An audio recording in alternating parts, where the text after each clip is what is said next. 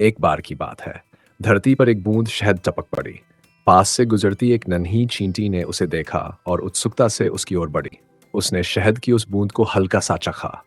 स्वाद इतना मधुर, इतना सुगंधित और अनुपम था कि उसका मन तृप्त हो उठा। वह अपने काम से घर लौट रही थी, पर उस शहद का स्वाद उसके मन में लहरों की तरह उठ रहा था। मुंह में पानी भर आया, आंखों में चमक आ गई।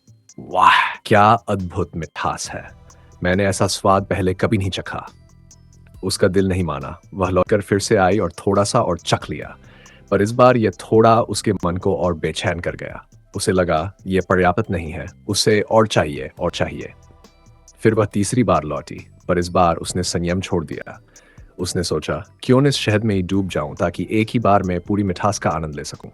वह शहद में कूद पड़ी, उसमें लोटने लगी। उसके हर रेशे में मिठास घुल गई। लेकिन जल्द ही उसका आनंद उसके लिए जाल बन गया। शहद की गाड़ी परत ने उसके पैरों को जकड़ लिया। वह जितनी छटपटी उतना ही और फंसती चली गई। आखिरकार वह शहद से निकल नहीं पाई। जिस स्वाद ने उसे लुभाया था, वही उसकी कब्र बन गया। एक बुद्धिमान ने कहा, यह संसार भी एक विशाल शहद की बूंद जैसा है।